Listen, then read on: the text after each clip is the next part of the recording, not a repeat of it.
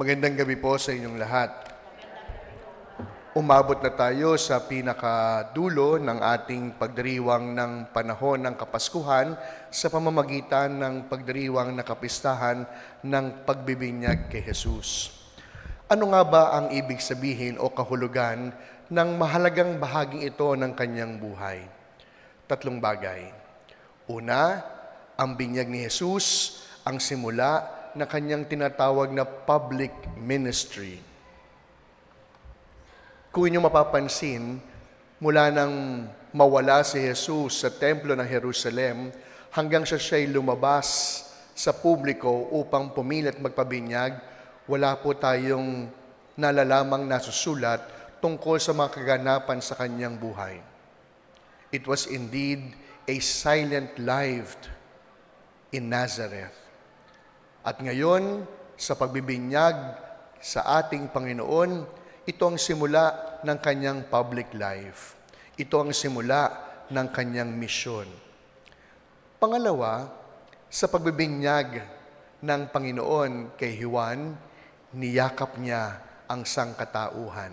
Anong ibig ko pong sabihin? Ang binyag ni Juan ay binyag para sa pagtalikod sa kasalanan. Ang binyag ni Juan ay pagpapaalala ng paglilinis ng kasalanan. Pero bakit si Jesus, ang bugtong na anak ng Diyos, isinilang na walang bahid kasalanan, pero pumila? Ito ba'y nangangahulugang siya'y nagkasala? Hindi. Niyakap ni Jesus ang lahat ng ating pinagdaraanan upang mapakisamahan niya tayo ng mabuti. Naramdaman ni Jesus ang lahat-lahat liban sa kasalanan, liban sa pagkakamali. At pangatlo, sa pamamagitan ng binyag ni Jesus, tayo ay nagkaroon din ng sariling misyon na dapat nating mapagtagumpayan. Isa po sa mga text message na akin natanggap nung Pasko ay isang kaibigang bumati at ang sabi niya, ganito ang kanyang mensahe: Jesus Christ is born and yet He is destined to die. Si Jesus ay isinilang sapagkat siya ay upang mag-alay ng buhay. At ito ang siyang ibig sabihin ng pagbibinyag kay Jesus, na kung saan niyakap ni Jesus ang ating kahinaan, na sa kanyang pagsilang, ibinigay sa atin ang isang magandang laban. Ang laban hindi lamang sa kasamaan, kundi ang magandang laban upang mas makagawa ng maraming kabutihan. Kaya nga po, mga minamahal ko mga kapatid, sa pagbibinyag sa Panginoon, siguro isang bagay po yung pwede nating bawas-bawasan o patuloy nang tanggalin sa buhay natin.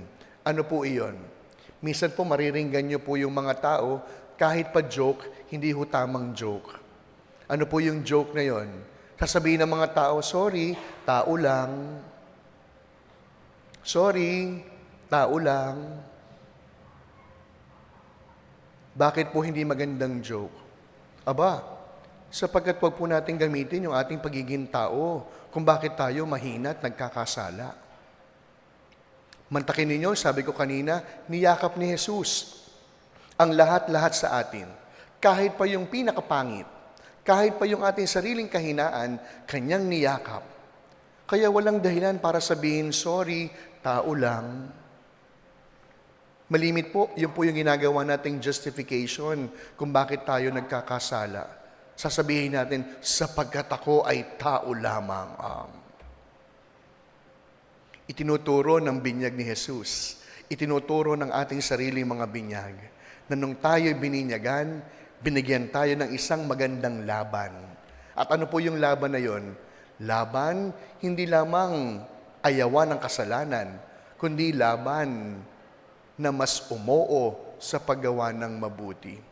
Kaya alam nyo, naalala ko po yung isa kong kaibigan. Sabi ko sa kanya, hoy, sabi ko, may asawa ka na. Meron ng mga anak na umaasa. Tigil-tigilan mo na yung pang-chichiks mo. Sabi nung kaibigan ko, ba, Father, kasalanan ko ba kung manok na yung lumalapit sa palay? Siyempre, tutukain ko yan.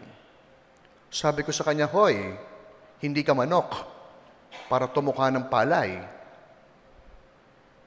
At yun din po yung paalala sa atin ngayong gabing ito. Tayo ay mga tao, pero binigyan tayo ng isang magandang laban ng Diyos sa pagpili sa mabuti. Tayo ay mga tao na binigyan ng pagkakataon na mas makagawa ng maraming tama. Magamit ko lamang pong example, kanina lang po nangyari. No? Malimit ko po itong sinasabi sa inyo nung pong pinagbigyan ako ng mahal na biren sa aking panalangin na magpapakabait po ako. Although kanina, alam ko, biro lang naman, pero kanina, no, meron po akong mga kausap. Sabi po rin sa kong kausap, "Father, nangako ka sa Diyos, magpapakabait ka." Sabi ko, ano bang ibig sabihin ng pagpapakabait? Pag mamabait ka, hindi ka na magtatama ng mali. Pag mamabait ka, hahayaan mo na lamang na merong hindi magandang nangyayari. Hindi humabait ang tawag doon. Diba? Ang tawag doon, sunod-sunuran. Na kahit may mali na, ipipikit ko ang aking mga mata sapagkat isinabi ko sa Diyos, magpapakabait ako. Hindi iyon ang ating paalala. Kaya sa pagpapatuloy po ng ating pagdiriwang, yun po yung hamon ng sariling binyag din natin. Nung tayo bininyagan, tayo nabigyan ng isang magandang laban. Laban na humindi sa kasalanan at laban upang mas makagawa ng maraming kabutihan.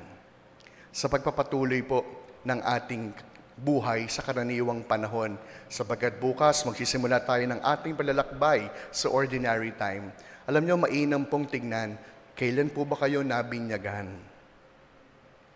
Ako po, nabinyagan eksaktong 1 buwan matapos akong ipanganak, October 15. Pangalawa sa ating mga birthday, mahalaga po yung binyag natin. Sapagkat kagaya ni Jesus sa ating binyag, ito ang misyon ng pagiging mga anak ng Diyos. Sa pamamagitan ng ating binyag, nabigyan tayo ng dignidad upang tawaging mga anak ng Diyos. At sa pamamagitan ng ating binyag, nabigyan tayo ng isang magandang laban upang makagawa ng mas maraming mabuti. Yun po yung assignment po ninyo. Bukas, alamin po ninyo, kailan ba ako nabinyagan?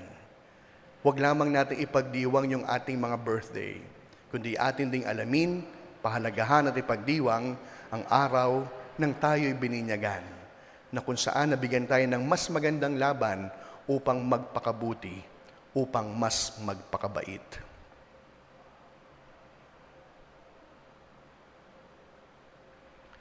Amen.